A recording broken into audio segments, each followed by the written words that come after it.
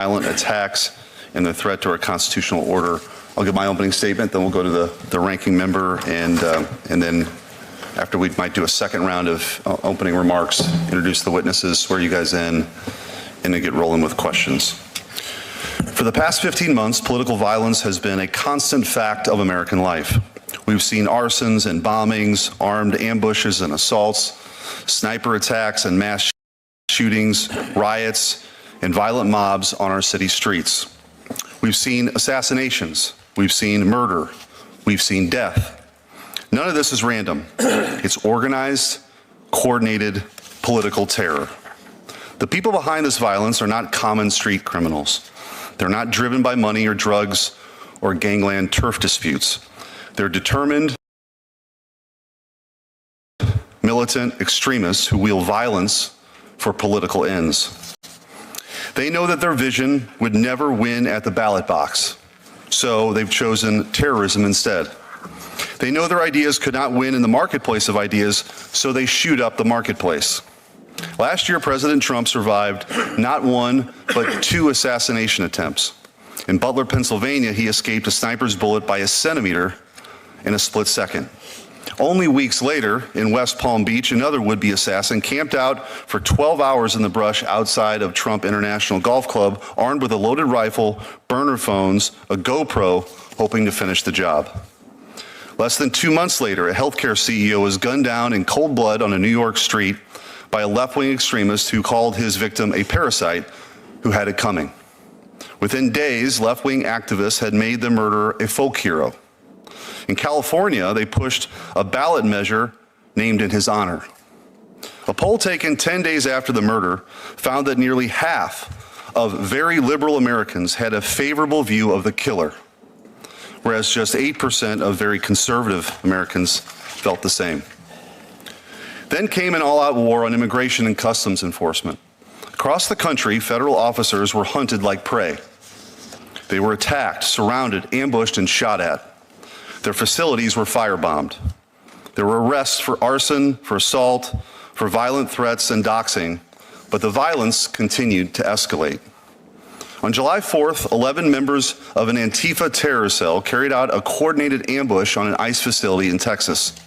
They arrived in 2 vehicles, loaded with semi-automatic rifles, handguns, Molotov cocktails, body armor, and encrypted radios. Their gear was painted with a circle A for Antifa. They detonated fireworks to lure officers out into the open and then opened fire and kept shooting until their guns jammed.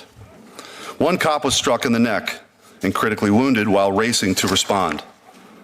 Just 3 weeks later, a transgender shooter entered a Catholic elementary school in Minneapolis and opened fire on hundreds of children while they prayed. Dozens were wounded. 2 little children, a 10-year-old girl and an 8-year-old boy, were killed. The shooter marked his guns with slogans like, "Where is your God now?" and posted videos using an image of Christ for target practice. 2 weeks after that, Charlie Kirk was murdered while speaking to students in Utah. The killer told friends and family he did it because Charlie was full of hate. Social media exploded with gloating celebration. Thousands upon thousands of people, journalists, professors, and government employees could not contain their glee that a father of 2 young children had been gunned down in broad daylight. When Americans gathered to mourn him, they were attacked there too. In El Paso, an arsonist set fire to a church holding a vigil in his memory. A week later, a man opened fire into an ABC news station in Sacramento, just days after the network suspended Jimmy Kimmel's show. Police found anti-Trump writings in his car and a handwritten note that read, "Patel, Bongino, and Pam Bondi, they're next." And just last week, an anarchist radical was arrested for placing a $45,000 bounty on Pam Bondi, posting an image of the Attorney General with a sniper dot on her head. The caption read, "Wanted, dead or alive, preferably dead." A week after the ABC shooting, a sniper opened fire on an ICE facility in Dallas, killing multiple people. Investigators recovered shell casings etched with the words anti-ICE. And this month, a man who flew across the country to murder Justice Brett Kavanaugh received a sentence of just 8 years. He brought a gun, ammunition, a knife, duct tape, and zip ties to kill a sitting Supreme Court justice in his own home while his wife and kids were present because he didn't like the way he might rule on gun control or abortion. This is the nature of political violence in America today. It's driven by a system far larger than the people who commit the act itself. We've seen this system in action. We have not forgotten what happened in 2020. 5 years ago, violent mobs burned and looted their way through our cities. The press called the riots mostly peaceful, though. Ivy League academics celebrated them as righteous acts of resistance. The wealthy corporations in the world donated billions to keep them going. Vice presidential candidates bailed rioters out of jail. Prosecutors declined charges. Judges released arsonists and anarchists just hours after their arrests. The same public health experts who banned funerals and shut down churches declared mass protests justified because racism is a public health crisis. Politicians reserve their outrage not for criminals torching police precincts, but for the officers trying to defend them. The largest cities in the nation slashed their police budgets by hundreds of millions of dollars, unleashing a deadly wave of violent crime on a scale not seen in decades, the largest single-year increase in murders in more than a century. The activists on the ground claim to be revolutionaries fighting the powers that be. But the truth is,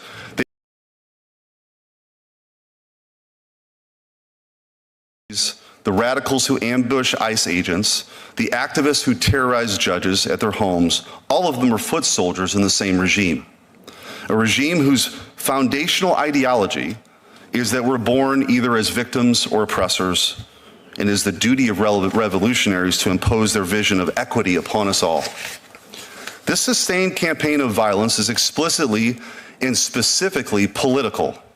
It is motivated by a distinct and fanatical ideology, rabidly anti-American, anti-Western, and anti-civilization itself. It is a worldview that indicts the United States as an illegitimate nation born in evil. By now, most Americans have heard this language. It has dominated our public life for years. These are not fringe ideas any longer. They have not just been tolerated, but actively embraced, repeated, and amplified through the largest megaphones in our country. To my friends on the other side of the dais who may take offense with these categorizations, how often have we heard Democrats praise these radicals for their idealism? How many elected officials have called riots the language of the unheard? The violence stalking our streets today is a feature, not a bug. There is an evil but consistent logic to it.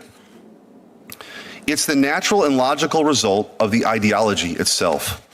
If the violent elements' ideals were so praiseworthy, then the system which obstructs their fulfillment is to blame. And why work within a blameworthy system for praiseworthy ends? To these people and this movement, the only acceptable goal is the destruction of the system and its leaders. The central idea of every revolutionary project is that utopia must be achieved through any means necessary.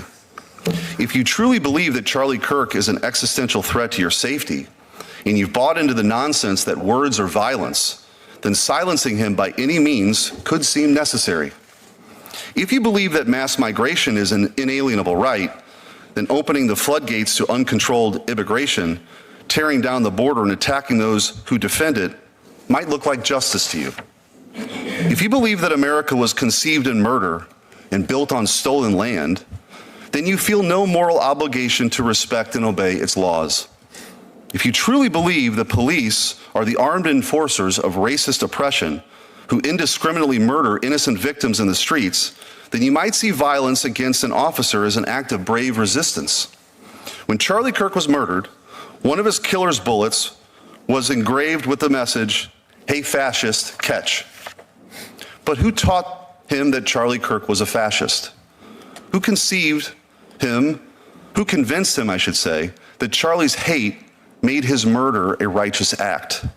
Who told him over and over again that people who believe what Charlie Kirk believe are threats to our democracy? He didn't invent that worldview. He learned it, as did each and every one of the arsonists, assassins, and militants who came before him. Perhaps the people in power who said these things didn't really believe them, but clearly some of the people who listened to them did. And now they are taking those ideas to their final logical conclusion. Enough. We are faced with only two paths. Either we confront this political violence and end it, or it will end us. And I can think of no better person to introduce this topic than the late Charlie Kirk himself. I'm going to show a quick video before we go to the ranking member of him speaking on this precise subject, and I hope everyone would listen closely and heed his warning. Now on Thursday, more violence from the radical left, this time directed at Turning Point USA and their group on the campus of UC Davis. Here with more, Turning Point USA founder, CEO Charlie Kirk. It's interesting, we were texting, about a week ago, and I kept saying, you know, it takes a lot of courage for you and your group and these young kids to be setting up in these hostile environments on college campuses. And, you know, lo and behold, it's not the first time it's happened, but we'll show the video as you're speaking. Tell us everything that went on. Yeah, it's shocking stuff, and it's a pattern now. We're seeing this happening on more and more campuses. So at the University of California, Davis, our brave Turning Point USA chapter was set to host Brandon Tatum as a Prove Me Wrong event. Goes up, sets a table, anyone can go and have free speech and dialogue if they disagree. Antifa showed up, full masked, black outfits. They came in, took our gear, destroyed our tables, basically made the students had to flee, and the police did nothing to intervene, nothing whatsoever. Our courageous students had such resolve and fortitude that after this incident happened, they regathered and tried to do the event still about an hour later, but it wasn't the same, of course. This is after one of our Turning Point USA students at University of Texas, Dallas, had a bike lock thrown at her and actually had to be hospitalized for this treatment. Sean, we are seeing a disturbing pattern from the radical left, and we have data to now support it. According to the National Contagion Research Institute, 48% of left of center respondents say that it's justified to murder Elon Musk. 53% say that it would be justified to murder President Donald Trump. There are ballot measures in California that are being measured by far left activists that are being named, I should say, after Luigi Maggioni. We have to take a step back here and ask our question, what's really going on here? There's a deeper thing than just political disagreement. If you are on the front lines like our Turning Point USA students, you are potentially putting your safety, your well-being, and God forbid, your life in jeopardy for simply being a conservative on a college campus. Ranking Member Welsh. Thank you very much, Mr. Chairman. And I want to thank the witnesses for being here today. I just want to make it clear, I am absolutely horrified by political violence in this country.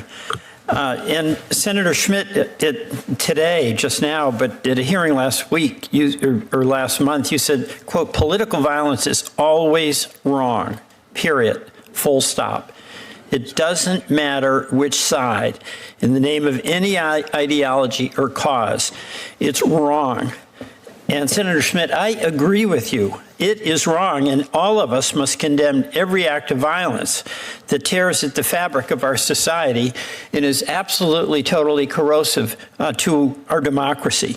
And I think us as elected officials on both sides of the aisle, we have a significant duty to engage and disagree, but with respect, unmotivated by hate.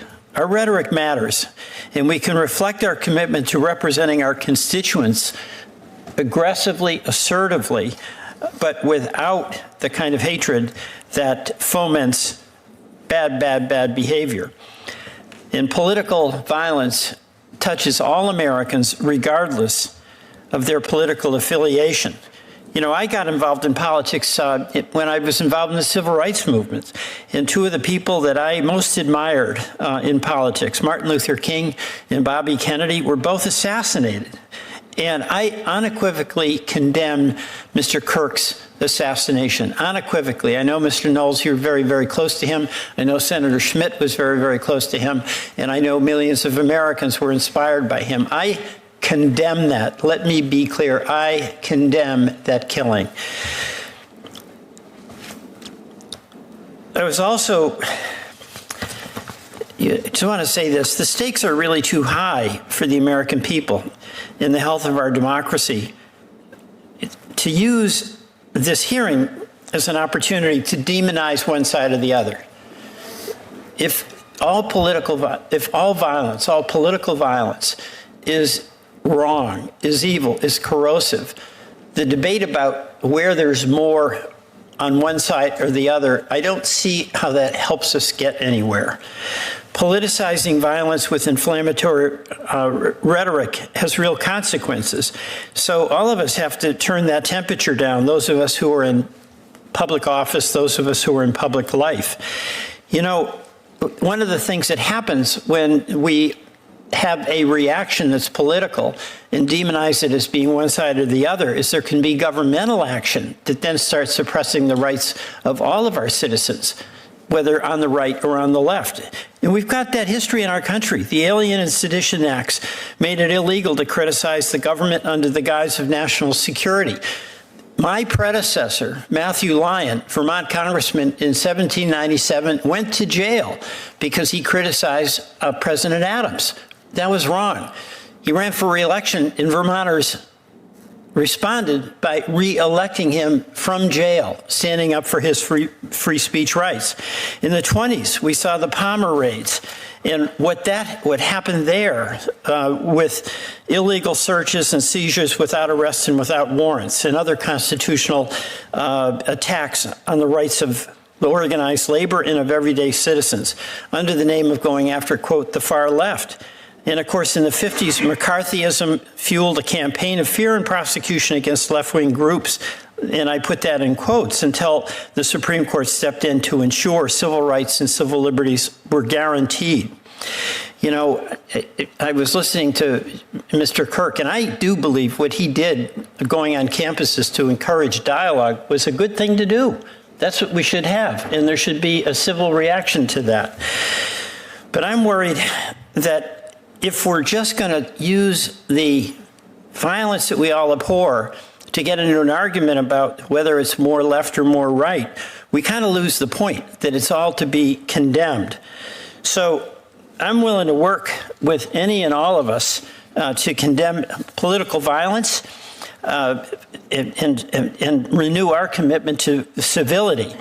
And Mr. Chairman, he's not here, but I sent over to his office a resolution about civility that is just basic agreement to disagree, but not to use invective or hate at all in our discourse.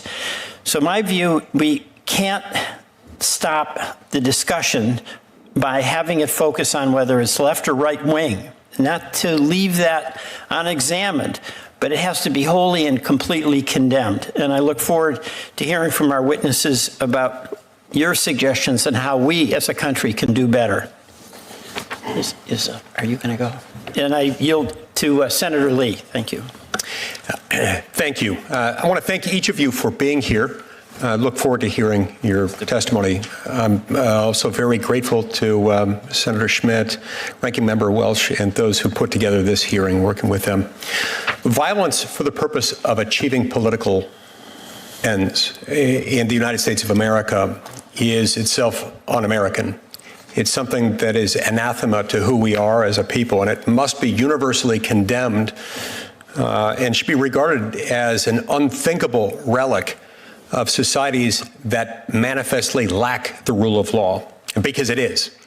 Our republic has regrettably become infected by a type of ideological cancer, one that tends to excuse even the most heinous acts so long as they can be said to achieve or somehow advance politically favored causes. Now, because of the way our news media tends to lean and a number of factors, those are often leftist causes that are embracing this.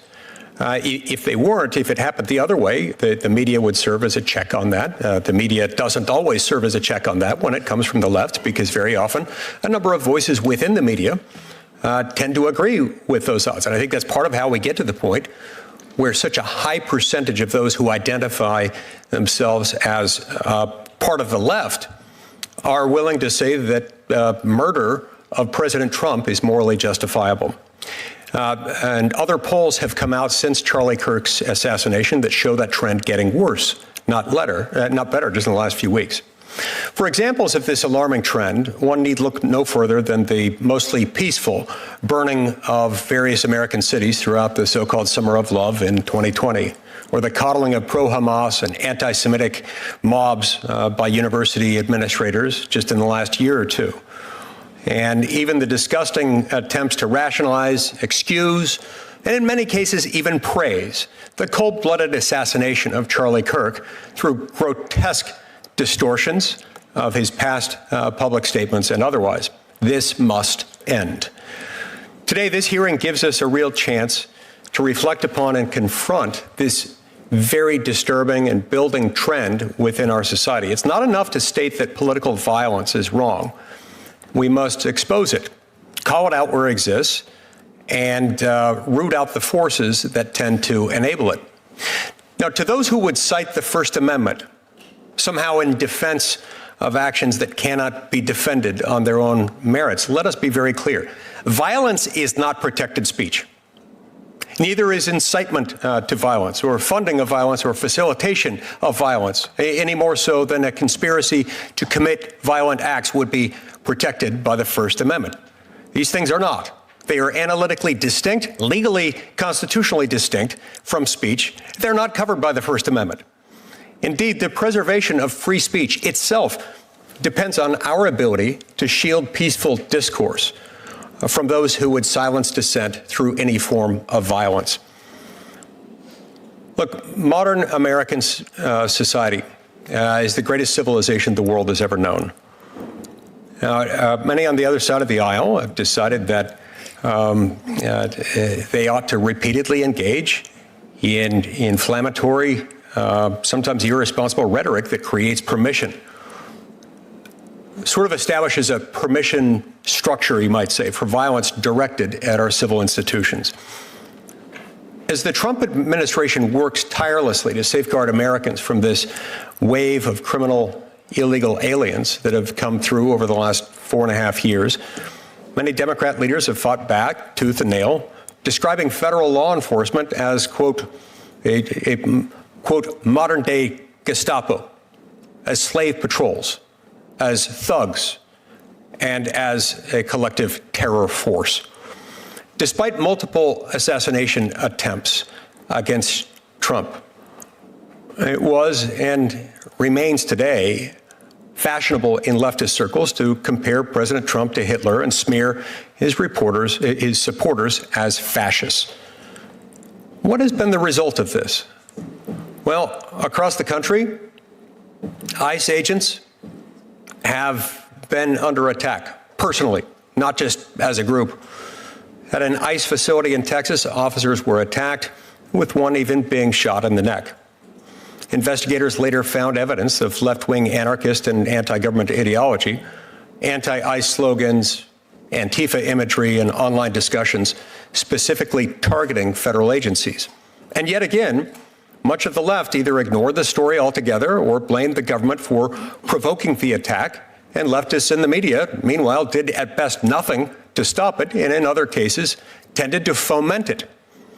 This violence toward the executive branch is not itself isolated. In 2022, a California man boarded a plane to Maryland with a pistol, with ammunition, and with a fairly distinct plan. His goal? To assassinate Supreme Court Justice Brett Kavanaugh because he disagreed with the leaked ruling in the Dobbs case that would go on to overturn Roe versus Wade. He disagreed with that ruling, therefore he decided he had to kill this justice.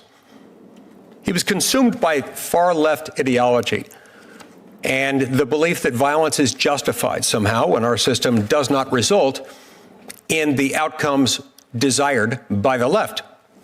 He later told investigators that he wanted to, quote unquote, give his life by killing Brett Kavanaugh himself. That is not activism. That is radicalism. That is extremism. It is driven by the same ideology that calls violent protest resistance and dressing it up in as many euphemisms as people can find. Shockingly, some leftists suggest, almost as a matter of routine, that daring to question their misguided beliefs is akin to perpetuating violence against certain favored groups or disfavored groups. I hope we can find bipartisan consensus in condemning all political violence without reservation and without regard to the ideology of the person at whom the violence might be directed. To overcome the very worst instincts of human nature's somewhat natural tendency toward violence, although it's a tendency that can and must be suppressed in any free civilization, we must first remember that we are one nation and one people under God, united by bonds far stronger than any passing political moment or cause. Political violence, regardless of the alleged justification, regardless of the political beliefs of those embracing it or opposing it, will never and must never be tolerated by this body or by the United States of America. Thank you, Mr. Chairman. Thank you, Senator Lee. Would the witnesses please rise?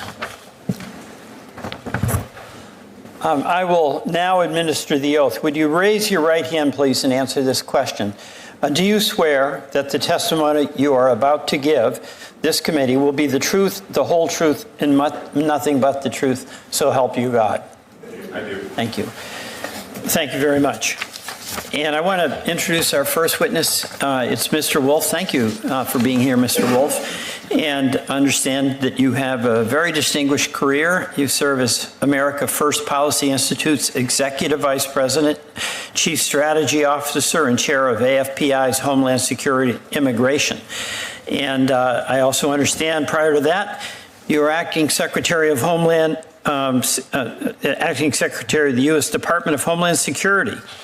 And during your time at DHS, you successfully navigated an incredible number of global and domestic challenges to the nation's security, including COVID-19, civil unrest, numerous border and immigration crises, and historic natural disasters and threats to global aviation security. And understand, too, that you serve now as president and founder of Wolf Global Advisors. Welcome.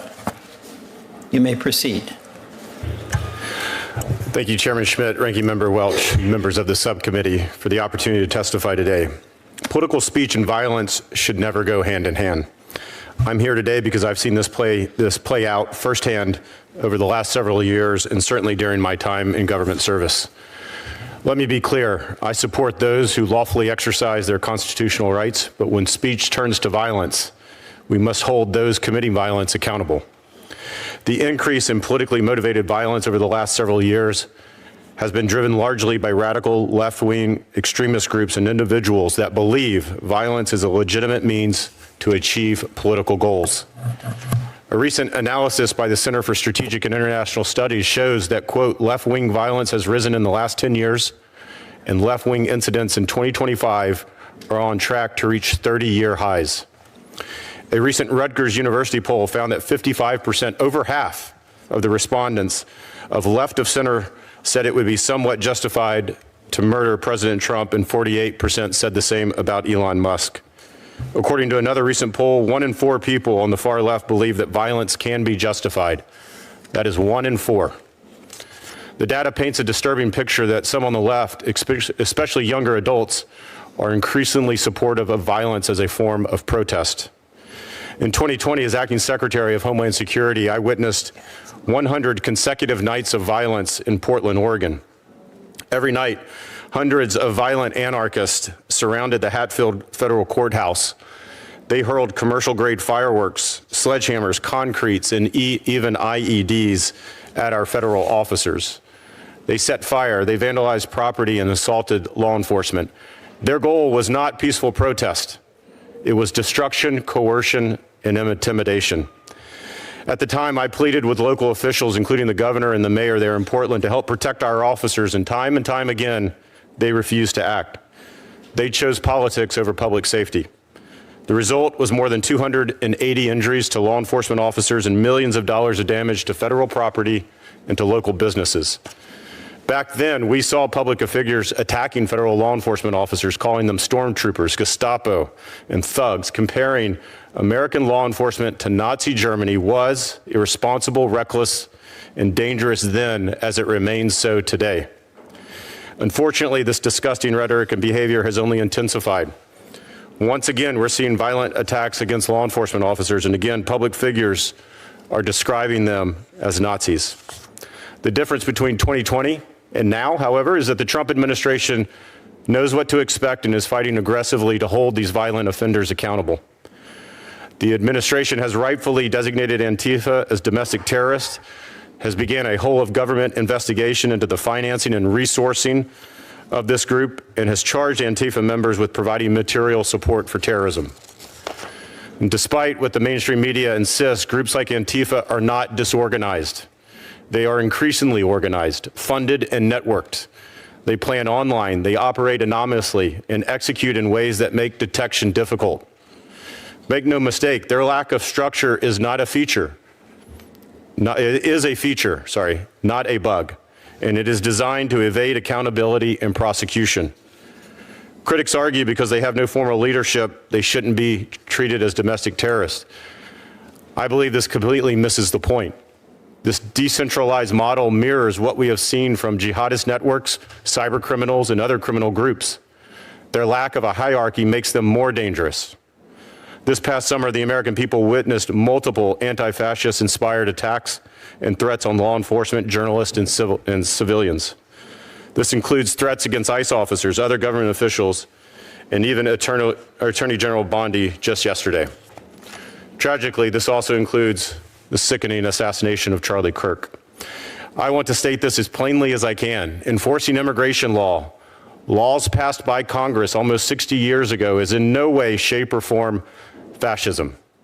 Every sovereign nation has a right to choose who is allowed to legally enter the country. Throwing around words like fascist and Nazi not only cheapens history, but it fuels increasing hostility towards law enforcement, journalists, and ordinary citizens.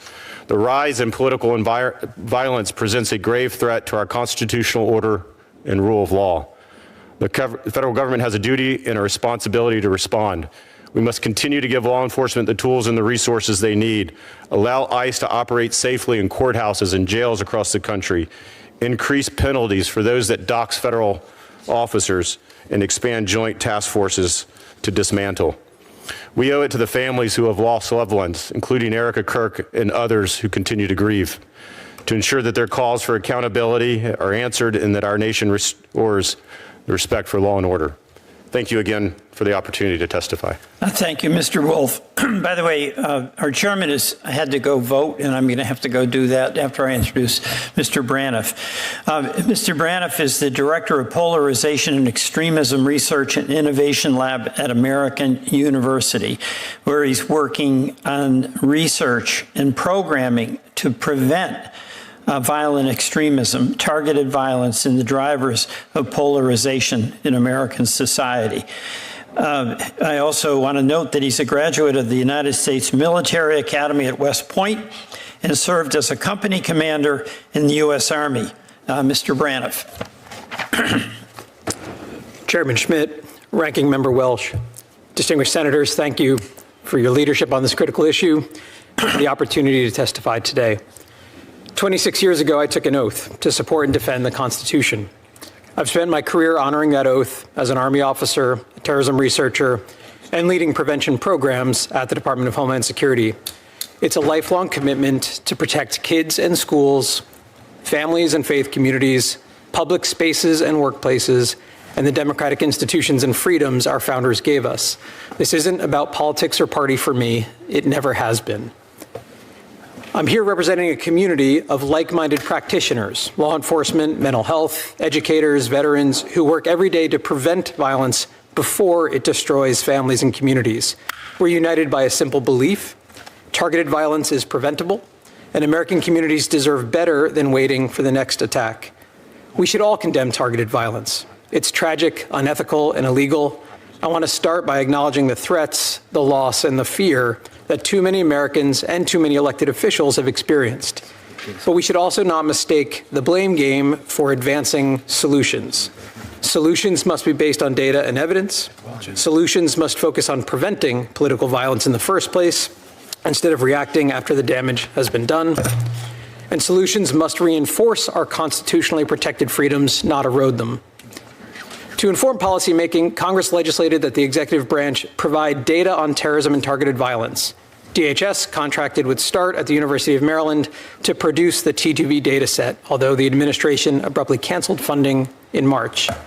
START data demonstrate clearly that violent events do not fit neatly into any one ideological category, and that there has been an alarming increase in attacks and credible plots in the United States, including over a 2,000% increase in mass casualty plots since the early 1990s. We average more than 2.5 attacks and credible plots per day in the US, and over 50% of them succeed. They occurred in over 1,200 US towns and cities.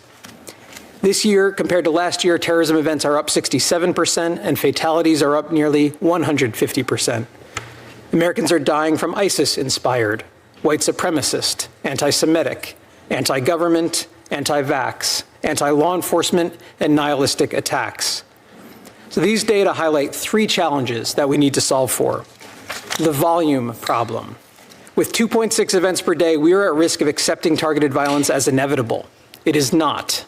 It is preventable. The structural gap problem. These plots succeed 55% of the time. The structural gap is due to appropriate limitations placed on criminal justice investigations to protect privacy, civil liberties, freedom of speech, and freedom of association. So we can't fill the structural gap with criminal justice only solutions and maintain the freedoms enshrined in our Constitution. And third, the reality is that targeted violence manifests in many different forms of terrorism, hate crime, and school shootings. Any approach that only addresses one manifestation will be both operationally ineffective and fiscally inefficient. At DHS, I led prevention programs that partnered federal resources with local teams, sheriffs who knew their counties, schools who knew their students, mental health professionals who knew their patients, pastors who knew their congregations, local Americans protecting local communities. This allowed us to engage in early interventions that addressed all of the challenges I mentioned. Volume, we supported nearly 1,200 interventions for people on the pathway to violence, 0 committed violence while in the program. We filled the structural gap and bridged to public safety. In 94% of the cases, the individuals received support from mental health professionals, social workers, or other helping professionals. 6% were referred to law enforcement. Most of the individuals, 70%, were not yet self-medicating on any one specific ideology when they came to us, just angry, isolated, and struggling. And yet, without indexing our programs on any one ideology, the intervention succeeded across all ideologies, making this approach both effective and cost-effective. Nearly 1,200 people at risk of hurting themselves and others. But before families had to bury loved ones, we invested in prevention instead. Political violence threatens our constitutional order, but not just the violence, also how we respond to it. Whether we choose to do what works, quietly investing in scaling up prevention efforts, or we feed political polarization that makes Americans less safe and erodes our Constitution. Americans deserve, and the Constitution demands, the former. Thank you. Thank you. Next up is Michael Knowles. Michael Knowles is the celebrated host of the Michael Knowles Show on the Daily Wire, as well as the book club on PragerU. He has published 2 #1 national best-selling books, including Speechless, A History and Analysis of the American Free Speech Tradition. Michael has received numerous awards, including the Conservative Mind Award for the American Conservative Magazine and an honorary doctorate of Humane Letters from Ave Maria University. Michael is a graduate of Yale and has lectured at universities and research institutions around the world. The floor is yours. Thank you, Chairman Schmidt, Ranking Member Welch, and all the members of this committee. The ranking member suggested that we condemn political violence, which surely we must all do, but then he suggested that we not try to pinpoint exactly which side the violence comes from. This seems to me confusing and misbegotten, as one cannot solve a problem if one does not know where the problem lies. In light of the murder of my friend Charlie Kirk by a leftist assassin, I am gratified to see that at least some members of our federal legislature are now confronting the consistent and escalating pattern of left-wing terrorism in the country. Lest I be accused of partisan invective, on September 23rd, no less an emblem of American liberalism than The Atlantic magazine published an article citing a recent study from the Center for Strategic and International Studies, admitting that the left is more violent today than the right. Less honest liberals, including members of Congress, continue to deny this fact. Democrat Congressman Seth Moulton, for example, reacted to Charlie's assassination by blaming the right. Congressman Moulton claimed that 3/4 of political violence in the United States comes from the right, while only 4% comes from the left. That claim struck me, as it probably does many of you, as suspect. So I looked into just a few recent examples that came to mind of prominent left-on-right violence. The Covenant School massacre in Nashville, in which a trans-identifying shooter murdered Christian school children after outlining her ideological motivations. According to authorities, there was no ideological motive there. Go figure. The Black Lives Matter riots, overtly leftist demonstrations that left dozens of people dead and over $1 billion worth of property damage. Likewise, those fail to show up on registers of left-wing political violence. Even an attack by Antifa that targeted me personally, as well as conservative college students for our political views, appeared in official records and data sets as nothing more than obstructing law enforcement. It turns out the left commits relatively little political violence when you don't count the political violence that the left commits. I am here today to speak about that single illustrative incident. On April 18, 2023, I was invited to participate in a debate at the University of Pittsburgh on the topic of transgenderism. Before the debate, several hundred left-wing protesters gathered outside the Student Center, many dressed uniformly in black with face coverings. They lit the street on fire while burning me in effigy with a little Hitler mustache painted on my face. All because I hold the view, as most Americans do, that men cannot become women. Issued a safety emergency notification. Despite popular efforts to deny the existence of organized left-wing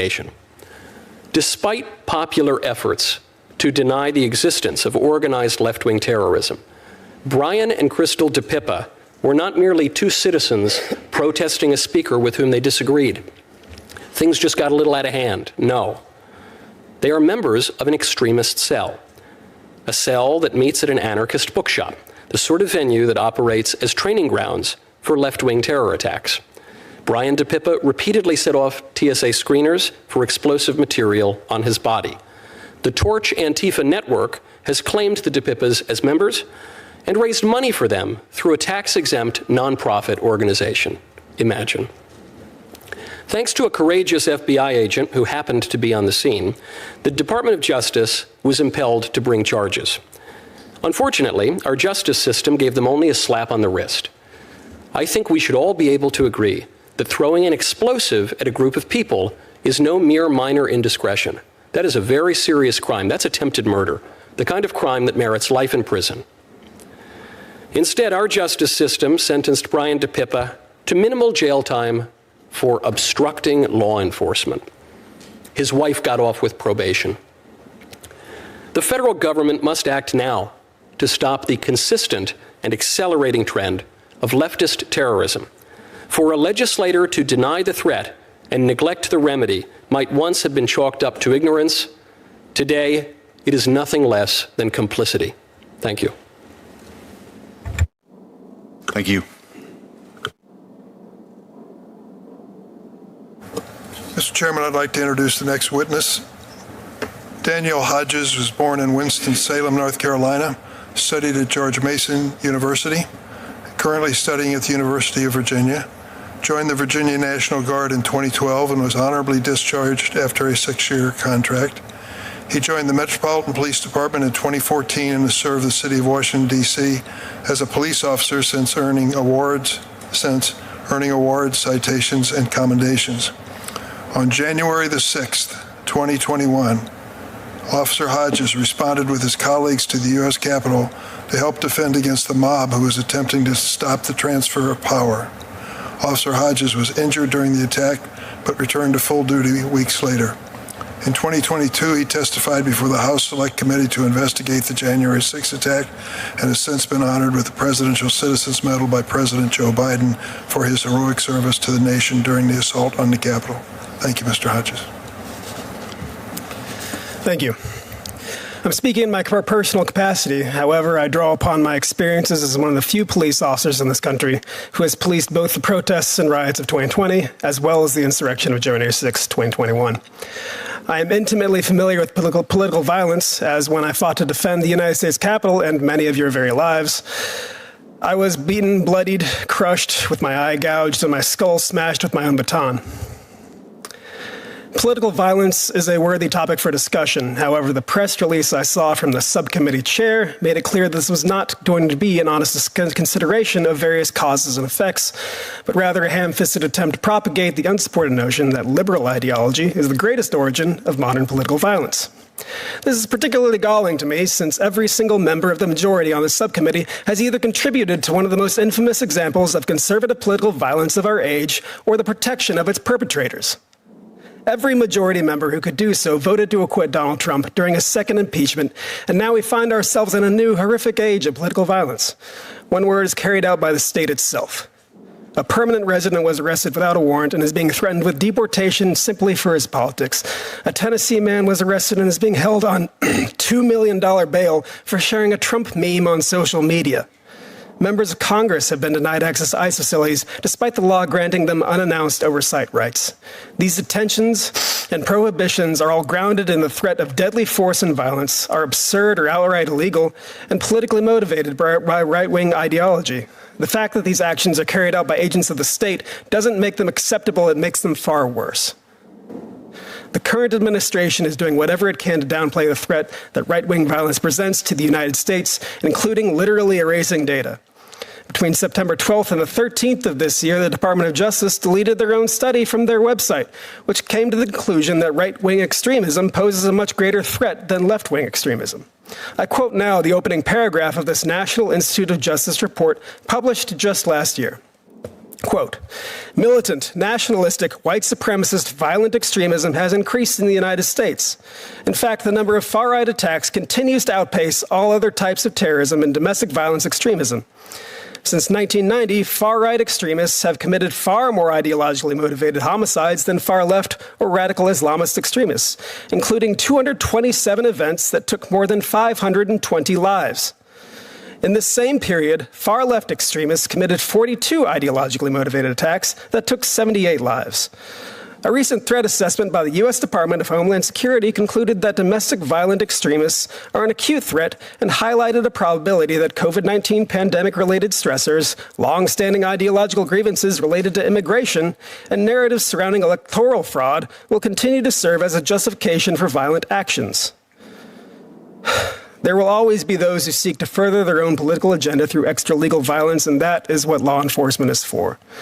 But to reduce the risk of the population at large from falling into radicalization, the solution is simple. It's unfettered democracy. One of democracy's greatest assets is how, when unsullied, it provides a mechanism for everyone to have their voice heard. And when people believe their government speaks for them in some manner, they're less apt to seek violent means to accomplish their political agendas. So make voting easier, not harder. Stop gerrymandering people into oblivion. Stand on the strength of your ideals, not the depth of your donors' pockets. Stop shopping for judges and start seeking ideas that withstand scrutiny from any political ideology. When you tell the people that an election was stolen from them, they will take up arms against their neighbors without a shred of evidence, I know. But if you tell them brilliant political rhetoric is their birthright and civic engagement is their privilege, they'll instead take up the book and the pen, and we'll all be richer for it. And when you, just so you know that this is the helmet that U.S. Capitol Police Officer Brian Sicknick wore on January 6, 2021, and he died the following day. The family member just got back that today. Thank you. Thank you for your service. Next up is Kyle Scheidler, is the Director and Senior Analyst for Homeland Security and Counterterrorism at the Center for Security Policy, where he conducts research and analysis on domestic threats to the U.S. homeland and an emphasis on the doctrines which fuel terrorism and shape the variety of kinetic and non-kinetic threats to America's security. He's briefed senior U.S. government officials, members of Congress, federal, state, and local law enforcement officers, and testified before the U.S. Senate Judiciary Subcommittee on the Constitution and the Canadian Senate Standing Committee on National Security and Defense. He is the author of Understanding Black Identity Extremism, Considerations for Law Enforcement, and editor of Unmasking Antifa, 5 Perspectives on a Growing Threat, and a contributing author to Saudi Arabia and the Global Islamic Terrorist Network. His writing has appeared at The Federalist, The Hill, FoxNews.com, and the Claremont Review of Books, amongst others. He's a graduate of Boston University and a Lincoln Fellow with the Claremont Institute. The floor is yours.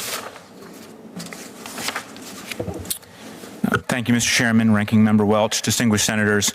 I would like to thank you for the invitation to testify today about the threat our country faces from growing political violence. In my capacity at the Center for Security Policy, one of the things I am most proud of is our program to provide educational briefings to law enforcement officers at the federal, state, and local levels. And for the 5 years of this program's operation, the #1 most requested briefing topic that we have been asked to provide has been on the topic of Antifa and related left-wing extremist groups. The reason it has been the most requested topic is not because, contrary to media reports, Antifa does not exist. America's law enforcement knows it exists because they see the effects every day. The reason it is the most requested topic is because they cannot get accurate and quality information about the threat. Until recently, the federal government has failed to define the extensive nature of this threat and has demonstrated a history of dismissing or reducing charges against left-wing extremists.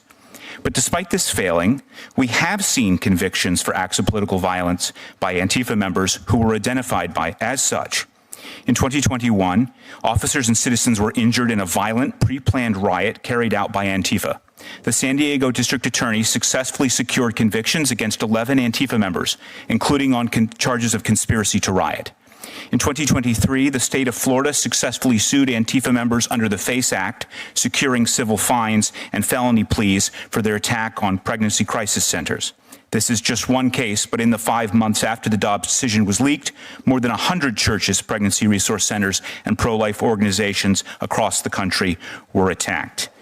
Mr. Knowles has already mentioned the case against Brian DePippa and the federal government's guilty plea, but I think it is worth adding that Mr. DePippa was also the web creator for It's Going Down, an Antifa website which has for years published both ideological manifestos and tactical instructions for aspiring Antifa members, including a 2007 Forming an Antifa Group manual, which I first brought to the attention of this committee when I testified before it in August of 2020.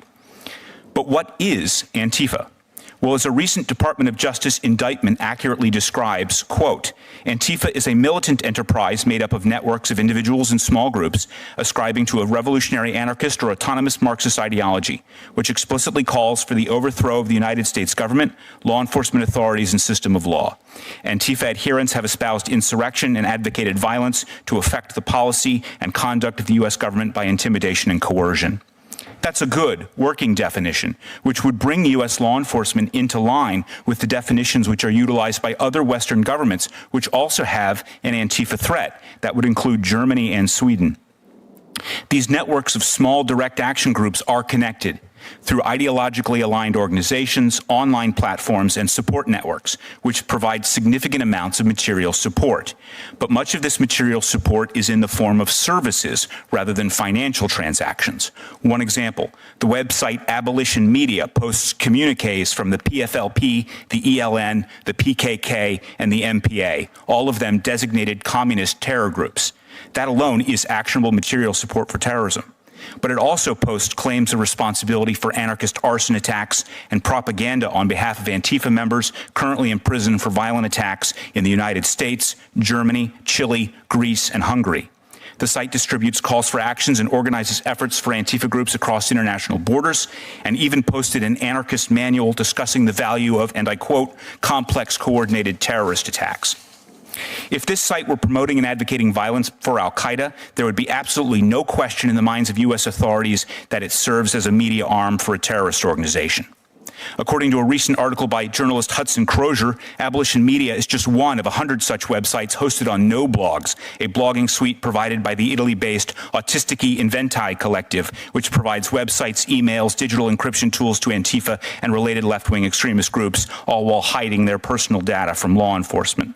Very similarly, the International Antifa Defense Fund has distributed over $250,000 to 800 Antifa members across 26 countries, including not just for legal support, but up to 20% has gone to security improvements and emergency relocation costs for Antifa members. It would be a reasonable avenue of investigation to determine if funds have gone to help fugitive Antifa members avoid arrest.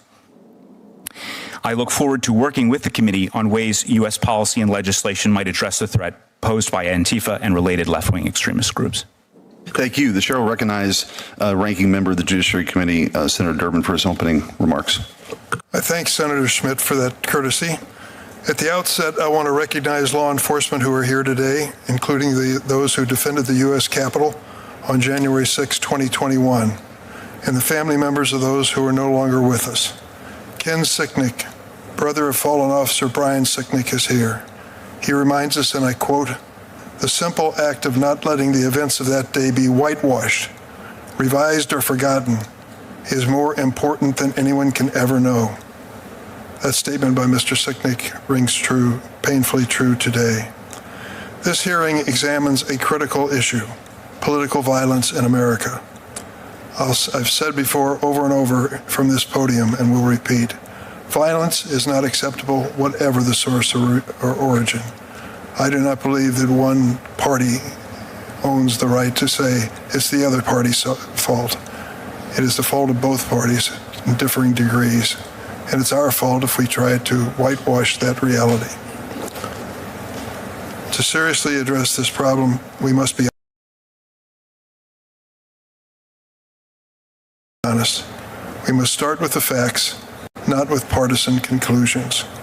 To claim, as the chairman of the subcommittee has, and I quote, "Political violence comes predominantly from one side of the aisle, and don't give me this both sides BS," is not supported by the facts. In fact, those facts tell a different story. For more than a decade, data from the FBI, DHS, and nonpartisan experts show that far-right extremists have been responsible for most domestic terrorism, including most deaths by far. On this chart, which you can see behind me, from the Center for Strategic and International Studies, also known as CSIS, terrorist attacks from the right are in red and attacks from the left are in blue. CSIS found that since 2016, 112 people have been killed as a result of right-wing attacks, while 3 have died as a result of left-wing attacks. These are not partisan talking points. They are the facts established by federal law enforcement and national security experts across numerous administrations, both Democratic and Republican. Indeed, one of today's majority witnesses, Mr. Chad Wolf, in his confirmation hearing before Congress, as acting DHS Secretary during President Trump's first term, testified, and I quote, "White supremacist extremists, from a lethality standpoint over the last 2 years, are certainly the most persistent and lethal threat when we talk about domestic violent extremists." Far-right extremists were responsible for the January 6, 2021 attack on the Capitol. I lived through it. And they've been responsible for a string of hate-fueled massacres targeting ethnic and religious minority communities, including the 2012 Goodwarrick shooting in Oak Creek, Wisconsin, targeting Sikh Americans, killing 7. The 2015 Mother Emanuel AME Church shooting in Charleston, targeting Black Americans, killing 9. The 2018 Tree of Life Synagogue shooting in Pittsburgh, targeting Jewish Americans, killing 11. The 2019 Walmart shooting in El Paso, targeting Latino Americans, killing 22. And the 2022 Tops supermarket shooting in Buffalo, targeting Black Americans, killing 10. Political violence has continued to rock the nation in recent months, from the assassination of Mr. Kirk to the assassinations of Minnesota House Speaker Emerita Melissa Hortman and her husband, and the attempted assassination of Minnesota State Senator John Hoffman and his wife.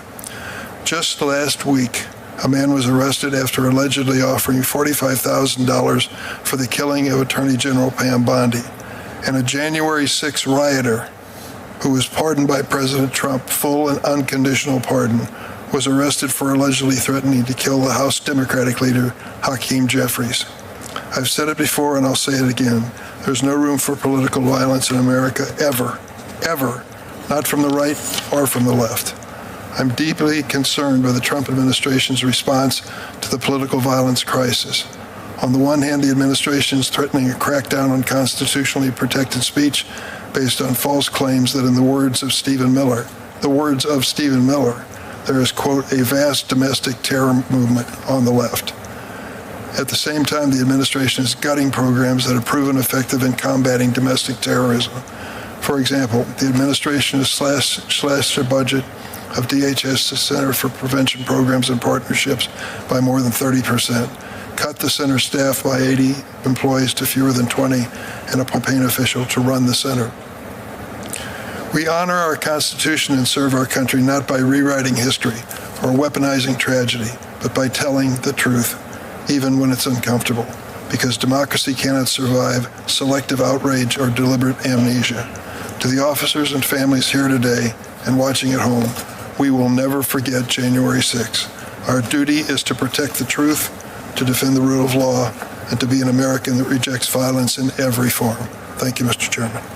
Thank you, Senator. I want to point out that the CSIS study that's been mentioned here and repeated ad nauseum excluded violence at protests from their study, allowing them to systematically ignore Antifa and Black Lives Matter riots. But they did make an exception for Charlottesville, interestingly.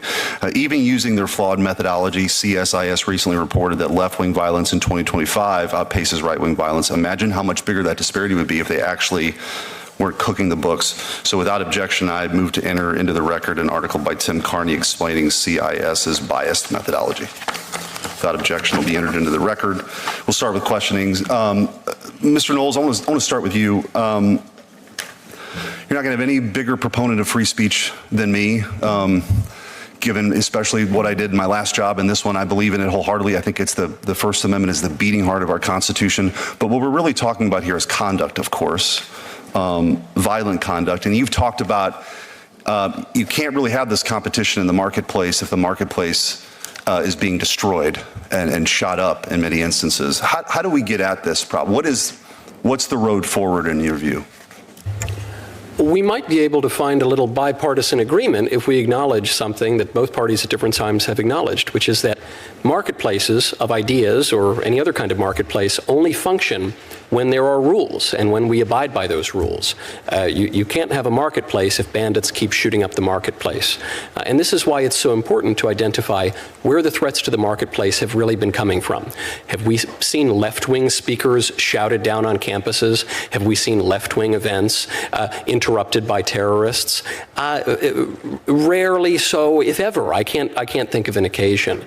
I am amused that Senator Durbin began by warning against pointing to one side or the other, making this a partisan issue, before beginning one of the most partisan invectives that I have ever heard. But I'm not even opposed to a partisan invective here, because I think it is very important that we identify where the threats are. I think any honest Democrat even would have to acknowledge, as the Atlantic magazine did, as even CSIS has acknowledged, that the threats today to the free marketplace of ideas come from the left. And so, in order to restore the open marketplace of ideas, the healthy exchange of ideas, essential to our self-government, we must regulate where the problem is. And today, the problem lies on the left. Thank you. Mr. Wolf, I want to ask you, and thank you for your service. A common refrain is that Antifa is an ideology, not an organization. Could you talk about, in your experience, how that is complete and utter nonsense, that this is actually a pretty well-coordinated organization with safe houses and money that's laundered internationally, quite frankly, not just domestically? Yeah, well, I think we've seen that across the country. I think the indictment by the Department of Justice in Texas talks about the Antifa cell there in North Texas, about how they do coordinate, how they do pool their resources. I saw it firsthand in Portland, although it was very difficult to prove at the time. Those types of anarchists and others there being well organized, being well funded, being resupplied daily, not that they were doing that themselves, but that they had help. And so as you look across the spectrum here, is Antifa like other organizations? Does it have a hierarchy and an org chart and everything else? No, it's very different. But that doesn't make it any less dangerous. That doesn't say, and that shouldn't mean from a law enforcement perspective, well, let's not actually investigate. Let's not actually start to look at who these individuals are, how they're organized, how they're funded, how they're financed. Just because they're decentralized doesn't make them any less threatening. Thank you. Mr. Scheidler, I'm going to go to you and pick up on that point because you alluded to it in your testimony. Understanding what Antifa is and its connections and organization, what are some suggestions you might have of how we could get at this problem of this radical organization hell-bent on destroying America? I mean, this is their stated mission. How do we get about that? Well, I'm a firm supporter of the president's recommendation to target Antifa as a foreign terrorist organization. There are a number of Antifa organizations that operate across Western Europe and Latin America, which would be justified. We would be justified in designating as a foreign terrorist organization. There are also a number of networks which provide material support, including the one that I mentioned in my testimony, and that is a very common method in which Antifa receives support. Much like, for example, Islamic State or Al-Qaeda, where they host media outlets like Dabiq and Inspire, which will give you both ideological instructions as to how to become Antifa, what you need to believe and how you need to believe it. They also provide instructions on what you should do if you wish to be Antifa, including how you should organize, how you can avoid arrest, what encrypted apps to use, what websites to use. They also provide instructions on how to destroy critical infrastructure, including 5G wireless communications, and how to derail trains. As, for example, the website It's Going Down did in a case that was related to two anarchists in the Pacific Northwest that derailed a number of trains in which the federal government was able to achieve a conviction. So these networks can be targeted for engaging in material support for terrorism. We are not talking about speech. We are talking about manifestos describing how to overthrow the government and how to do that with violence. Thank you. And President Trump has designated Antifa as a domestic terrorist organization, and I've written to Secretary Rubio for the foreign terrorist organization, and we'll see what happens with that. Ranking Member Welch. Thank you very much, Mr. Chairman. I want to ask Mr. Hodges, you were here in duty, in uniform, on January 6th. Can you tell us just what you went through and what the size of the crowd was that was attacking the Capitol? Certainly. I'll try to be brief. It was a very long day. Started at 7 in the morning on Constitution Avenue. Everyone filed into the ellipse to hear Trump give his rally, so to speak. And then afterwards, they started heading back towards up Constitution Avenue towards the Capitol. I heard on my radio that they discovered bombs. I heard on my radio that the Capitol was becoming under attack. The commander who was on scene at the Capitol was getting overwhelmed and called for my platoon to reinforce them. So we did. We got on our pads, made our way down to the Capitol. So you went to where the trouble was? Correct, yes. We got as far as the edge of the western property, but the crowd was so dense, we couldn't get any closer than that in a vehicle. So we got out on foot, started making our way towards the Western Terrace itself. While we were walking through the crowd, all Trump supporters, Trump flags, Trump gear, they started yelling at us, calling us stormtroopers, telling us to remember our oaths, calling us traitors, and we hadn't done anything yet. So you were uniformed officers, right? Yes. No mask. Correct. And you were insulted with Yes. those terms. Yes. stormtroopers, to remember our oaths, all that nonsense. And then eventually, when we were making our way through the crowd, we were attacked. Cut off from our leadership. I was hit over the head from behind, lurched forward, and someone tried to steal my baton. I was able to retain my weapon, and I tried to forge a path through the crowd. Unfortunately, I looked back and saw that the rest of my colleagues were under attack from more of the mob. I went back to try and I succeeded in pulling some of the assailants off my colleagues until I was attacked again. Someone tried to steal my baton again. We wrestled for control, went to the ground with it. He kicked me in the chest. I went to my hands and knees, and the medical mask I was wearing at the time got pulled up over my eyes. So I was blind, surrounded by the mob. But thankfully, my colleagues were able to free themselves from their attackers and came to my defense. I got up and I forged another path through the crowd. There was chaotic explosions going off, smoke grenades, bike rack barriers being broken down into poles to use as weapons. Then eventually we made our way to the West Terrace itself, where a police line was being held. We joined the defense there, where we held the line as long as we could. Unfortunately, we were comically outnumbered, 150, 175 officers to, I think it was like 10,000 insurrectionists. I remember looking out over the crowd, and I couldn't see the end of it. I couldn't see the end of their numbers. And they broke through. About 3 or 4 of them attacked me, pushed me into a waist-high barrier.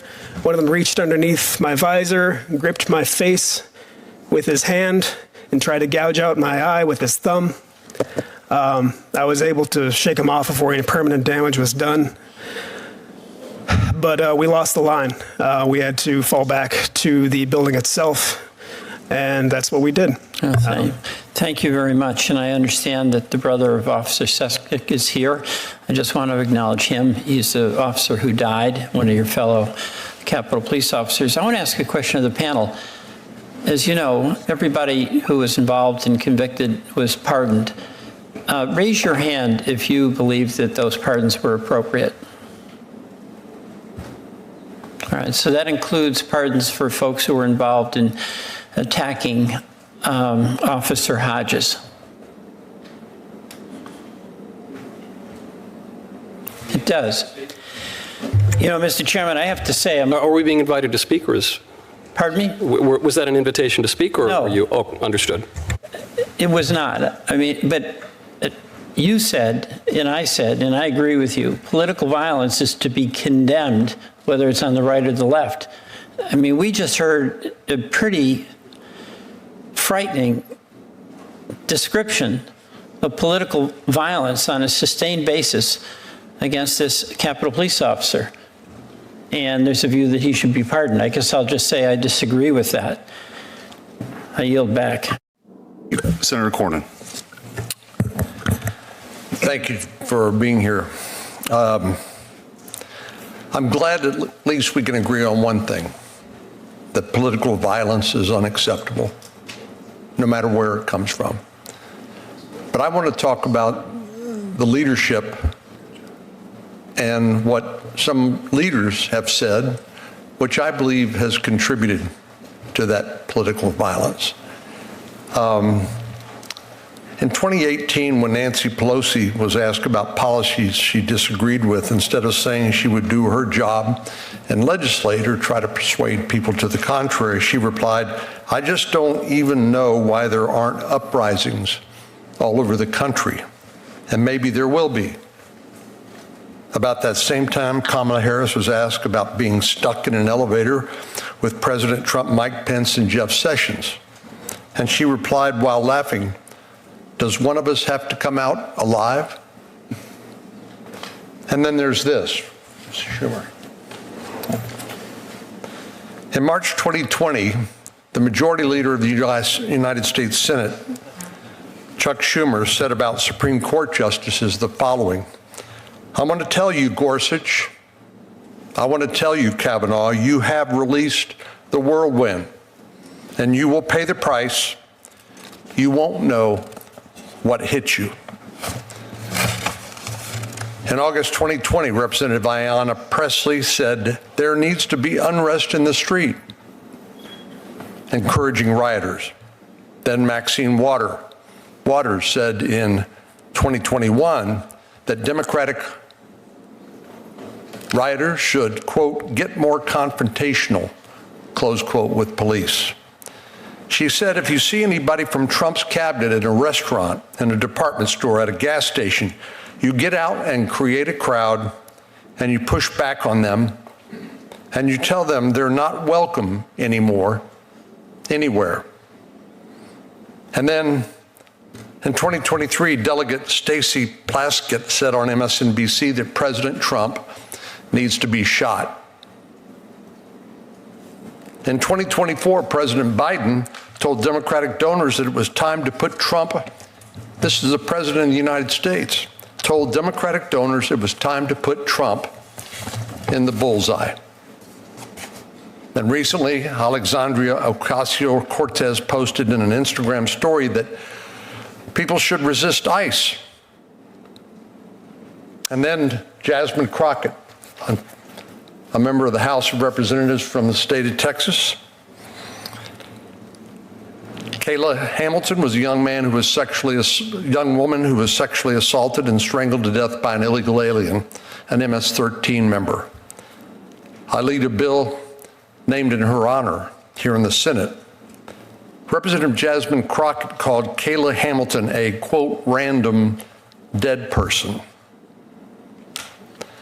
We've talked about the person, the would-be assassin that was going to kill Justice Kavanaugh, and of course the assassination attempts on President Trump. Does everybody on the panel feel like or believe that the individuals who actually commit acts of violence should be held accountable? Would you raise your hand? So we agree. Acts of political violence are unacceptable, and the individual who commits those acts should be held accountable. But I want to talk about the political leadership that I think has a greater responsibility, people who serve as the elected representatives of the American people. Is there anybody believe that they bear no responsibility for inciting or encouraging acts of violence? Well, we've always had, in our course of our nation's history, people who are ideologically driven to violence, anarchists, maybe the historical antecedent of Antifa, people motivated by ideological reasons. But I believe that leaders elected to Congress should not say or do things which suggest that political violence is acceptable. And the examples I read to you just now, I think, should be condemned. Thank you. Thank you, Senator. Senator Durbin. Thanks, Mr. Chairman. Mr. Braniff, you previously served as director of the Center for Prevention Programs and Partnerships, or CP3 at DHS, an initiative created under the Biden administration to take a comprehensive approach to combating domestic violent extremism. CP3 prioritized public and community health programming to identify people before they commit acts of violence in coordination with federal, state, and local law enforcement. In your experience, how have these investments in public health led to identifying at-risk individuals and stopping violent acts before they occur? Thank you, Senator. I'm actually perhaps the one person who has something to offer in terms of solutions today, and I'm really excited to talk about that. At CP3, we learned from the violence prevention community, the same people who for 30 to 40 years have been studying suicide prevention and violence against children prevention, intimate partner violence prevention, and we started to apply those methods and that evidence to targeted violence prevention, to try to prevent terrorism, hate crime, school shootings. And the great thing about this approach is that it's upstream, right? Violence is a universal human phenomenon. It just manifests differently. When someone starts to struggle, they might go answer seeking online, and they might fall down one rabbit hole, or they might fall down another rabbit hole. And after time, if whatever underlying crisis goes unaddressed, they might decide that violence is a solution to their problems. Sorry to interrupt you, but we've heard allegations from both sides of the table as to whether there's more violence on the right, more violence on the left. What I hear you saying is that certain persons are predisposed toward... No, Senator. Actually, thank you for the question. All of us have vulnerabilities, and if those vulnerabilities go unaddressed, we could wind up being manipulated into engaging in violent extremism. We did 1,172 interventions. Think about that, 1,172 interventions for individuals who were exhibiting risks of violence. They were making veiled threats of violence. They were socially isolated. And those interventions were across the ideological spectrum. Some people were flirting with white supremacy. Some people were flirting with anti-government extremism. Some people were just flirting with violence for violence sake. The point is, we didn't wait until something terrible happened and then blame the ideology behind it. We actually did a therapeutic intervention. And in 94% of those interventions, the individual got help. And there was no violence. In 6%, they had made a threat to public safety that was imminent, or they had crossed a criminal threshold, and they were referred to law enforcement.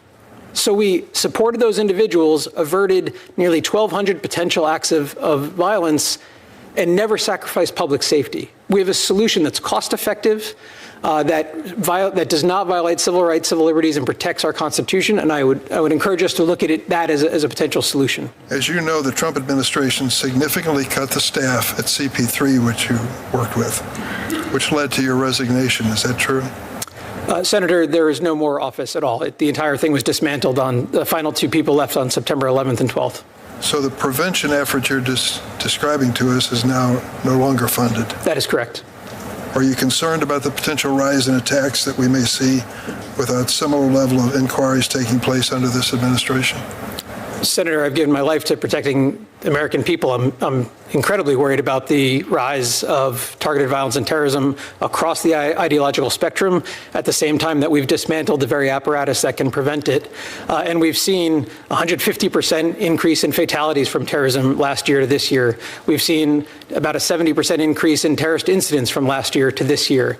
We've seen an increase of violence across the board, and I would encourage us to think about investing in prevention going forward, because I know that it works. An ounce of prevention, as they say. Yes, Senator. Well, I think that's an important lesson for us to take. The Republican members of this committee believe they're right. The Democrats believe they're right. The American people want to see less violence. I hope we all want to see less violence. This is one agency with an agenda directed toward reaching that goal, and unfortunately, it's virtually been shut down. If we're sincere about this on a bipartisan basis, let's do something to revive that effort. I yield. Thank you. Senator Lee. Thank you very much, Mr. Chairman. Mr. Knowles, I'd like to start with you, if that's okay. I hardly need to expand upon the violence that has recently been committed on campuses across the country. Most notably and prominently of late, Charlie Kirk was assassinated not too far from where I live in Utah, at Utah Valley University. That assassination occurred amidst many of the developments that you've referred to in your opening testimony, and it arose in the context of a public debate he was holding in a public forum, specifically about some political issues. Now, while that conversation, that investigation remain ongoing, there is a lot of circumstantial evidence suggesting a political motivation for this attack. Can you help this body understand the violent tendencies inherent in some of these ideologies that are prompting a lot of this violence? I certainly can. Thank you, Senator. Charlie was probably the most prominent proponent of civil and gracious dialogue in the entire country, and they killed him for it. Because there is, in a certain type of left-wing ideology, the belief that ideas don't really matter and that we're really just warring groups that clobber each other over the head, which is why you're seeing the increased violence there. I think you saw this not only in the horrific assassination of Charlie, but in the reactions that came afterward. As the scene was unfolding, a Democrat analyst, Matthew Dowd, on MSNBC, the left-wing cable outlet, blamed Charlie Kirk. He said, quote, "Hateful thoughts lead to hateful words, which then lead to hateful actions." The New York Times reacted by publishing the assassination-related musings of Hassan Piker, a prominent left-wing streamer who has suggested the assassination of Senator Tom Cotton and who has said, quote, of conservatives, "Kill those mother effers, murder those mother effers in the street, let the streets soak in their effing red capitalist blood." I could go on and on with the reactions. We all saw it, and they're reflected in other public opinion surveys relating to approval of violence. So it would appear that this is not merely a matter of some fringe actors, some extremists who simply have an emotional problem, as has been suggested here today. This would seem to be clearly an ideological issue at every level of the American left, which needs to be addressed accordingly, or else we're just twiddling our thumbs. We are not doing anything to solve the problem. Now, if those same things arose in the context of someone in the right of center universe, what would be the reaction? Would there be a self-correction in place, set in motion as a result of the media response? There is no question, Senator. When I think of right-wing political violence, the clearest example we can think of in recent memory goes back about 30 years. It was the Oklahoma City bombing, and it was a little confusing, but we could place it on the right. What would happen after an attack like that? It was uniformly condemned on the right. That is true any time there is some fringe attack, a shooting, and yet, on the left, what happened after President Trump came within 1/20th of an inch of being assassinated? You saw jokes, you saw minimizations, you saw comments throughout social media saying maybe we'll get him next time. What happened after Charlie's assassination? We could be here all day reading the excuses and the celebrations from normal and even mainstream figures on the left. There is no equivalence whatsoever. If we're to solve the problem, we have to acknowledge that. There are a few tells that go along with it. Perhaps without some of these people realizing it. Every time someone refers to a conservative, it's always far right. I don't ever hear the same publications using the term far left to describe someone who believes deeply and fairly consistently in the political ideology of the Democratic Party. But far right is the consistent mantra going the other direction. It almost seems like an homage to ad Hitlerum. And the frequent invocation of ad Hitlerum attacks tend to prompt other Operation Valkyrie moments. And perhaps that's some of what's behind the 55% figure that you referred to earlier. Now, you are someone who gets around to a lot of college campuses. You do a lot of public speaking. How has this impacted you personally, and what measures have you had to take, if you're comfortable sharing some of that with us, to ensure your own personal safety when all this is happening? We have dramatically had to increase security, of course, and there is appropriate concern, the kind of concern that one would never have on the left because they don't face any threats on college campuses. College campuses are key, though, here, Senator, because when some fringe right-winger does something awful, he's castigated, thrown into prison, as he should be. When a fringe left-winger commits terrorist attacks, sometimes he's given university positions, as happened with the Weather Underground, an organization which blew up part of this very building, and they were rewarded with sinecures at universities. For you and for others in the movement, this means that it's more expensive. Yes. And from a personal security standpoint, a preserving your own life standpoint, far more risky than it would be for someone else. I can't help but wonder whether that is a feature and not a bug. Thank you. Thank you. It's also worth noting that a member of the Weather Underground, Bill Ayers, actually hosted Barack Obama's first fundraiser when he ran for state senate. Senator Booker. I find hearings like this frustrating. And they deepen, to me, what is a problem in our country, which is a growing tribalism and our inability to come together and work on issues where we have so much common ground. It's not a senator in the United States, and I know them well and have friends on both sides of the aisle, that condemns political violence, that does not condemn political violence. But when we hold hearings that come at this issue that reflects the partisanship of our time and the tribalism of our time, we don't get to a solution. We are in a crisis right now, and there is growing political violence and a growing justification for it.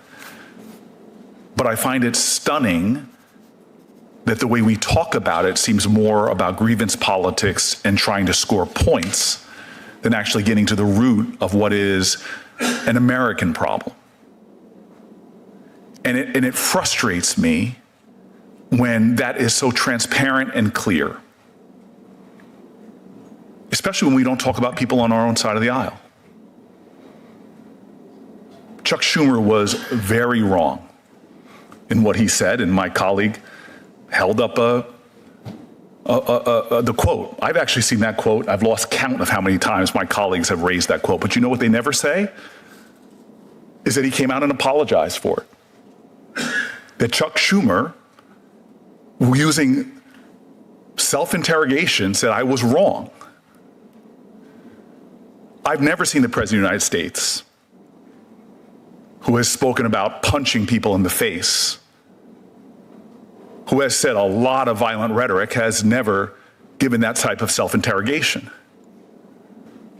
I don't understand how we could be having a hearing right now at a time when threats on the senator sitting up here have gone through the roof, where we can't have a constructive conversation, but instead are pitting witnesses against witnesses, many of whom, like Mr. Hodges, have had to sit there and relive his trauma over and over again in hopes that something would be done about the problem. And God, we should just tell the truth.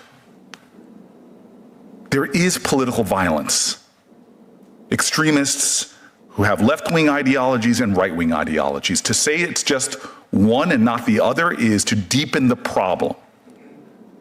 But we have an administration right now who is eviscerating the people that should be keeping us safe, and who is pulling down from the website, as they did earlier this year when the Department of Justice removed from its website a government-funded report published last year that found that the number of far-right attacks continues to outpace all other types of terrorism and domestic violence extremism. If we can't accurately describe a problem and do it without partisan rhetoric or seeking to score partisan points, we will not solve this problem. I have a lot of colleagues that are wiser and more full of grace. I'm a big believer about faith, that before you tell me about your religion, first show it to me in how you treat other people. If you ascribe to the beliefs of my faith, of Jesus Christ, God, show grace. And I still remember bemoaning to Tim Kaine about the problems we have in our growing hostile, degrading and demeaning political climate. And he said, the only way this is ever going to be cured, he said to me, was by each of us showing every single day a relentless commitment to ideals of extending grace to one another. I haven't heard any of that rhetoric in the little bit of this hearing that I've listened to. I've heard finger pointing, condemnation, demeaning and degrading that reflects our partisan divide. This is the American problem. I am violence that I never imagined could happen.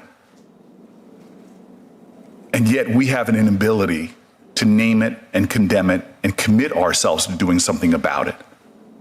I will do my best to call it like it is. To hear quotes that I've even said that need to be tamped down. Because the only thing that's going to save our country now is not more political posturing and partisan finger pointing.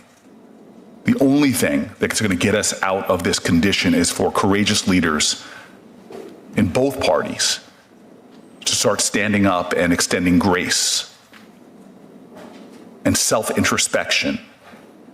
It's a lot easier when I call out Chuck Schumer's comments to make a difference.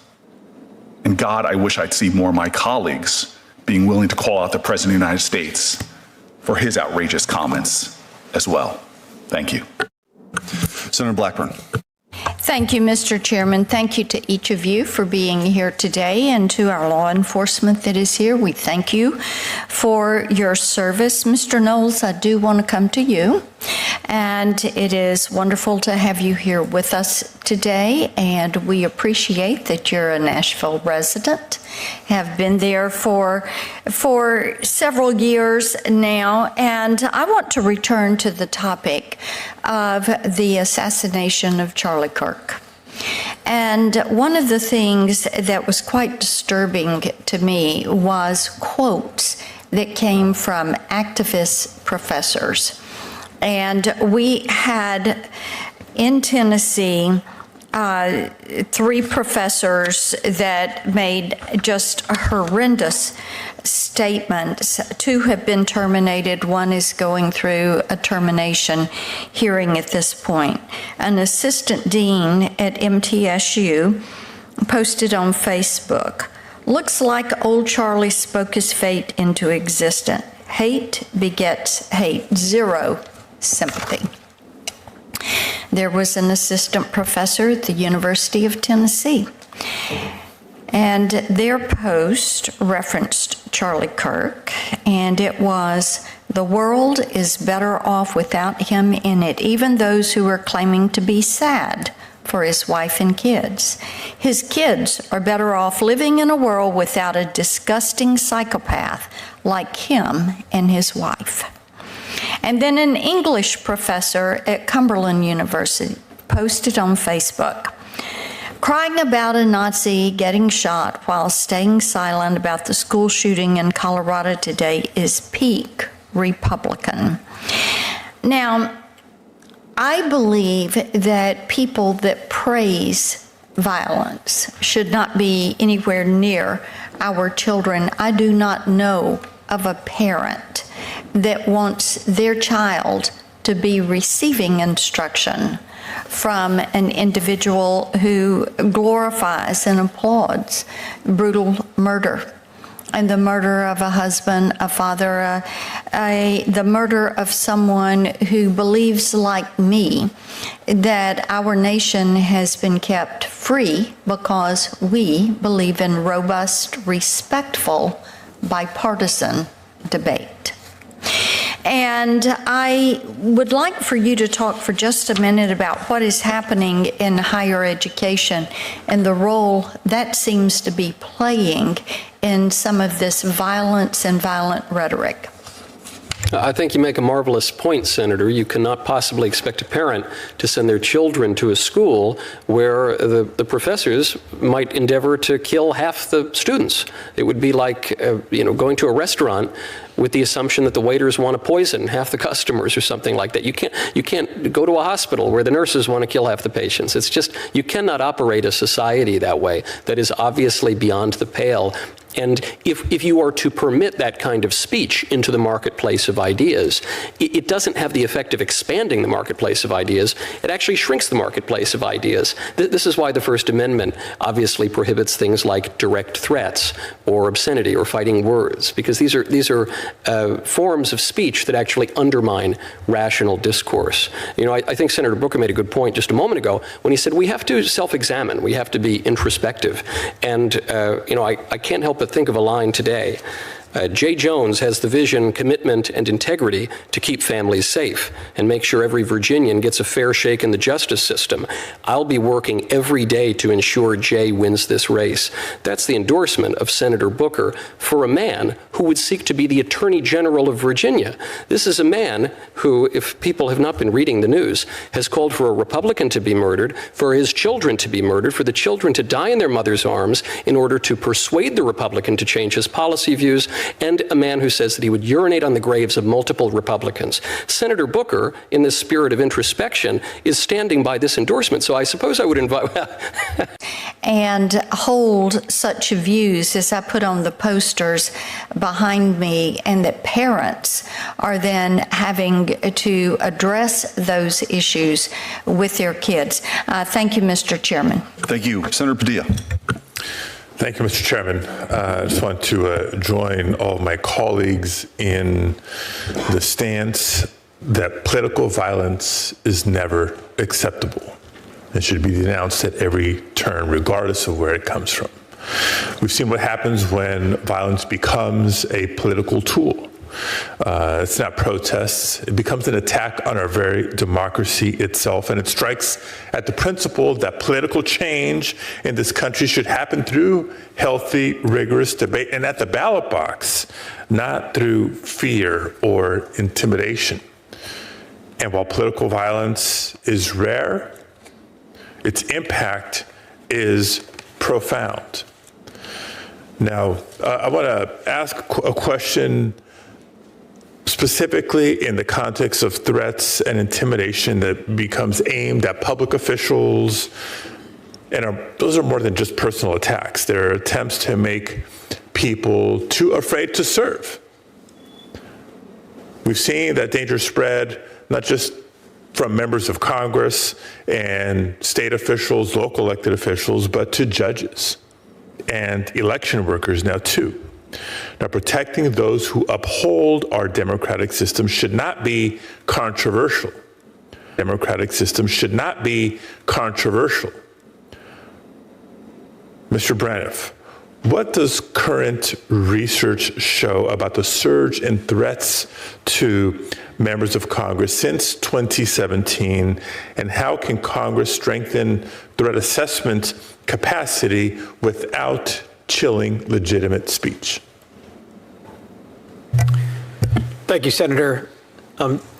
Individuals who wind up fixating on elected officials or the integrity of our election system are clearly espousing anti-democratic sentiment, right? And often those are observable, right? These individuals leak their intent or express things that others can pick up on. So in other contexts, 80% of school shooters leak their intent.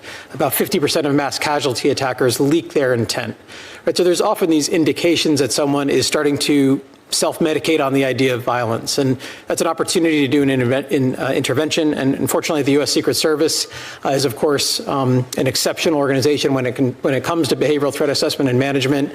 There are other entities in the U.S. government that still train behavioral threat assessment and management. This is becoming a normal practice across the country. Some states have mandates for behavioral threat assessment and management, but we really need to invest in nationalizing these programs. I don't mean in having one national program. I mean having them scale nationally, ensuring that those individuals are trained, that those programs are resourced so they can operate with fidelity. But there's a really important opportunity to do non-punitive interventions for individuals before they get to the point of criminality, but have a handoff mechanism there in case they have crossed that criminal threshold, so that we can maintain, ensure our democracy remains intact, and these individuals receive accountability if that's what the situation calls for. Thank you. And just as a follow-up, two follow-ups, if you don't mind. One, we've seen doxing of federal judges and attacks on elected officials. Which protective measures have proven most effective at deterring or preventing these types of threats? Senator, I don't know that I have a great answer on the prevention of doxing. We live in a very online world. There's a lot of information available for all of us. We can all do the best we can to protect our personal information. I think that at the end of the day, a lot of what we've been talking about is important, and that are norms. What are the norms that we allow for that we think are acceptable in our nation, in our community, in our household, among our friends? Norms actually really do matter. Norms and culture shape behaviors. And we right now are really struggling with the power that the online world gives us without a lot of norms that work against our worst impulses. Thank you. And one question for Mr. Hodges, and again, appreciate your service and all you've been through and your willingness to be here today. Based on your experience, Mr. Hodges, what operational or resource gaps must be addressed to safeguard democratic processes and better protect public servants?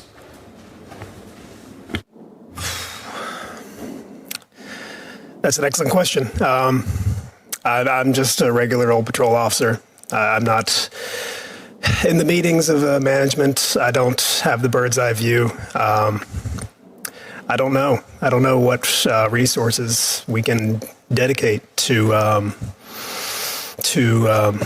stemming this problem. I believe the other witness here had a great point earlier about intervention. I had never heard of that before from a scholarly point of view, and that sound is very promising. I think that we should look towards funding that if it gets the results that he spoke of.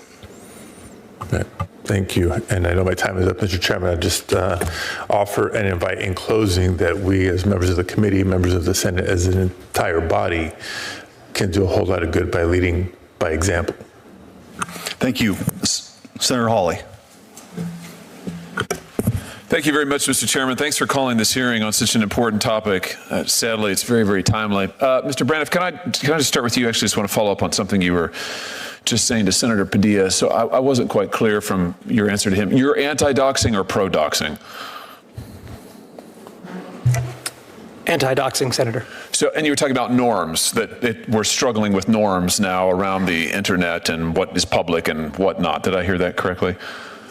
Yes, Senator. So what would you say about elected officials who are actively doxing federal law enforcement agents? Senator, I'd say that's problematic behavior. Yeah, I'm glad to hear you say that. Well, let's just be a little more specific. The doxing of ICE agents, the doxing of Border Patrol agents that elected members of Congress have engaged in. Do you think that's a norm that ought to be encouraged? No, Senator. Would you condemn it here today? I condemn anti-democratic behavior that puts individuals at risk when there are alternatives. Well, I'm sorry, what does that mean? Does that mean no, not really, or what? You're saying it's wrong to dox these people or not? Yes, Senator, I'm saying it's wrong to dox individuals instead of using normal order, policy debates, civil discourse, voting to address differences in a democracy. Good. Okay, good. Well, I'm glad to hear to say that. I think that's important. And I think that your point about norms is well taken. But I've been shocked just on the doxing question. I've been absolutely shocked to see elected members of this body and of the House of Representatives actively advocating for the doxing of federal law enforcement officers and then doing it. Some of them posting information about ICE agents, trying to post their pictures online, trying to post where they live online. I mean, that's unbelievable. And I don't want that to happen to anybody. Judges, sure, but let's start with our federal law enforcement who are out there doing a terrific job and literally putting their lives on the line. I think of our brave police officers, there's some in this room here who currently are not getting paid, by the way. It's the idea that these folks would be doxxed is, I think, just unbelievable. I would plead with my colleagues on the other side of the aisle to stop this. Mr. Knowles, while I've got you here, welcome. Great to have you here. Can we just drill down a little bit on the political violence question and maybe just do even a little more truth-telling? Because I feel like we talk about political violence generally. We talk about violence against conservatives generally, but let's just be real specific. A lot of the violence that we're seeing is actually against people of faith, and more particularly, it's against Christians. Isn't that fair to say? That's certainly fair to say, Senator. I mean, Charlie Kirk, what he said just a month before his death, and I heard it, he said it to me. I mean, Charlie was a friend. I knew him for almost a decade before his assassination. What he said was the legacy he wanted to leave was a legacy of faith. What he wanted to be known for was his faith in Jesus Christ. And I thought he was just incredibly bold about saying that publicly all the time, you know, when he could be talking about politics. And sure, he talked a lot of politics, of course, but what he really talked about was his faith. And you can't tell me that did not play into the reason that he was killed. Let's look at some numbers, though. Here's the Center for Religious Liberty. These are some recent stats, the most recent stats that we have for the year 2024, 415 separately reported instances of acts of violence against churches in the United States. We're talking now about arson, bomb threats, firearm incidents, and shootings, as well as vandalism more broadly. The Biden administration prosecuted about 0 of these particular threats in their time in office. What do you think it says that we're seeing this massive uptick in violence against people of faith, against Christians? I mean, what's the reason for this, do you think? Cardinal Manning wisely observed that all human conflict ultimately is theological. A lot of our big policy debates in recent years have really been anthropological and religious in nature. What is a man? What is a woman? These kinds of questions. And there is no doubt, Senator, that the attacks, widespread and increasing, on churches has been underreported and ignored in some cases entirely. You know, there's been a lot of dispute over where the violence lies, on the left or on the right. And we've observed, now it seems, I think, indisputable that it's mostly on the left. But in earlier years, it has been observed that a lot of incidents just don't appear on the registers. And 2 of the most prominent that come to my mind recently, the Covenant school shooting, in which a trans-identifying killer massacred Christian children when they were at school, and of course the Annunciation school shooting, and another coincidentally trans-identifying shooter killing school children. The fact that these were shootings related to churches, related to faith, is no coincidence at all. And the fact that Charlie Kirk said that what he most wanted to be remembered for was his faith is no coincidence either. He was absolutely right. That's the heart of the matter. Let me, I'm almost done, Mr. Chairman. I know my time is nearly at an end, but I just want to press on this point. What message do you think it sends, Mr. Knowles, when our own government implicitly encourages this kind of anti-Christian animus? And I'm thinking in particular of the infamous FBI memo in which the Biden DOJ and FBI attempted to recruit informants into Catholic parishes, in particular traditional Latin Mass Catholic parishes. This is our government now effectively telling the world, you know, we think these believers are kind of crazy. I mean, we think they need to be spied on. These people need to be watched. You know, we need informants in the choir. We need them in the pews. We need them at Mass on every Sunday. What kind of a message do you think that sends when our own government is attempting to spy on people of faith and put spies into pews in churches? 4 words, Senator. The message is, don't go to church. And coincidentally, I'm here today to testify about this event at the University of Pittsburgh when Antifa threw an explosive during one of my events. The FBI reached out to me afterward. They asked if I would speak, and I said no, because the story had just come out that the FBI had been infiltrating Catholic parishes under the Biden administration. We know that the DOJ had been prosecuting nuns, had been going after pro-lifers, had been going after Christians broadly, and I couldn't take that risk. A damning fact about how our government has operated and the position of Christians in the United States. I just want to leave everybody in the room and watching this with one more picture of Mark Houck. Speaking of pro-lifers, Mark Houck is a devout Christian, believes in the right to life of every American. Here he is with his beautiful family. Our own government sent an FBI SWAT team to this man's door at 5 in the morning to arrest him with guns drawn in front of his children. He was later acquitted, I might add. They charged him with ridiculous crimes that would amounted to essentially praying in front of an abortion clinic. I think it's time for our government to do some soul searching. You talk about soul searching that needs to go on. How about the fact that our own government in the last 4 years used the FBI against pro-lifers, used the FBI against Christian parents, attempted to recruit spies into Catholic churches? When our government is doing this, is it any surprise that we see deranged lunatics out there shooting people like Charlie Kirk? Thank you, Mr. Chairman. Senator Cruz. Thank you, Mr. Chairman. Welcome to each of the witnesses. Mr. Knowles, welcome to the swamp. I will say I'm very confused being in a room with you and there are no cigars and no scotch. I cannot recall the last time that transpired. I appreciate the testimony of everyone here. The topic we're considering is, I think, of exceptional importance. There is an epidemic of politically motivated violence. And the politically motivated violence in this country is overwhelmingly emanating from the left. We saw that during the Black Lives Matter and Antifa riots across the country as cities across America burned. We saw that during the anti-Semitic protests on college campuses, as Jewish students in particular were threatened and feared for their lives. We saw that with the pro-open border riots in Los Angeles and other cities. And we saw that tragically with the murder of Charlie Kirk, someone who was a good friend to many of us and an extraordinary leader. Mr. Knowles, you too were targeted on a college campus. What does it say about the state of our universities that holding a debate on a public campus now requires police barricades, bomb squads, and body armor? My question is, what are the universities for? Aren't the universities for educating students? Aren't the universities for pursuing truth? If the universities are not advancing those goals, as manifestly they are not, then I think we need to strongly consider defunding those universities. I think we need to strongly consider not sending our children to those universities because they have been perverted against their very purpose. And this is so apparent in much of the left-wing discourse. To me, it seems, hearing even mainstream Democrats on this, that for them, their violence is speech, and our speech is violence. There was no more gracious or generous or charitable debater on college campuses than Charlie Kirk. He always endeavored to hear out the other side, to steelman their arguments, to give them the benefit of the doubt, and he was killed for it. He was killed for ideological reasons, and that has to be an inflection point. And as far as I'm concerned, if the universities and the political order cannot shore up a healthy marketplace for debate, they're useless.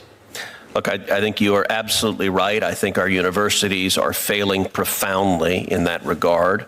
At Columbia University during the anti-Semitic protests, the Orthodox rabbi on campus sent an email to the Jewish students on campus and said, do not come to campus because the university cannot and will not protect you.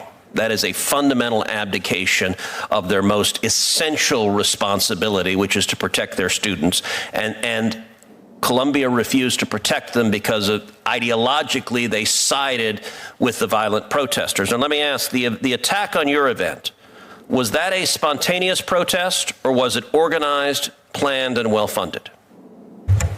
It was the latter, Senator, and we can point to the specific networks, we can point to the anarchist bookshops, we can point to the email addresses for the tax-free nonprofit organizations that were funneling the donations to these people. This is organized left-wing crime. I'm not the only person who noticed in the anti-Semitic protests that the tents all matched. There is real money.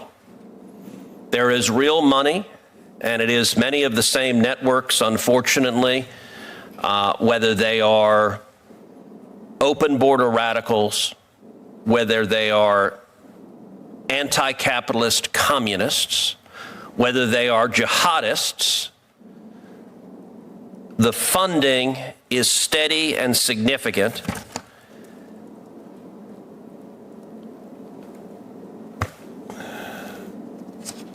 Mr. Wolf,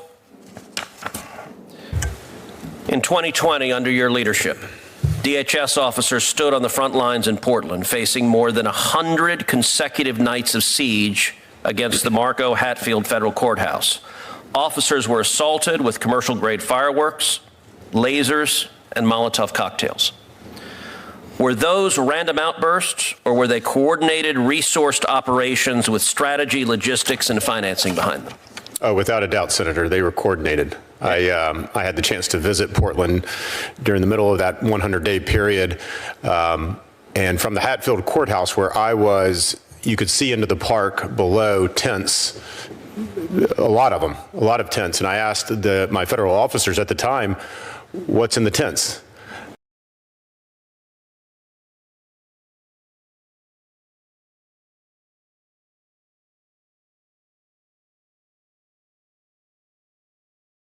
It's weapons, it's munitions, it's a variety of different things that get resupplied almost on a daily basis. Wow. So yes, organized.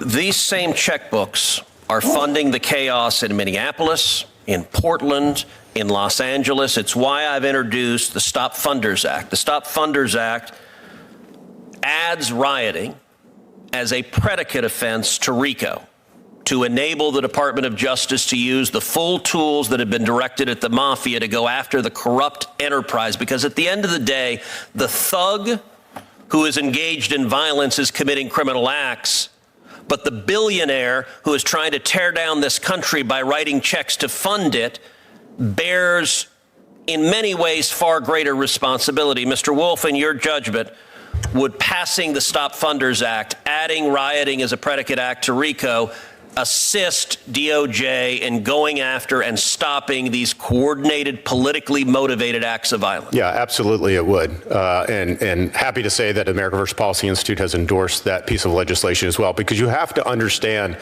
where they're getting their finance, where they're getting their backing. And if you can't use the resources that the Department of Justice should be using, it's going to make it very difficult. In 2020, we simply ran out of time before we left office in 21.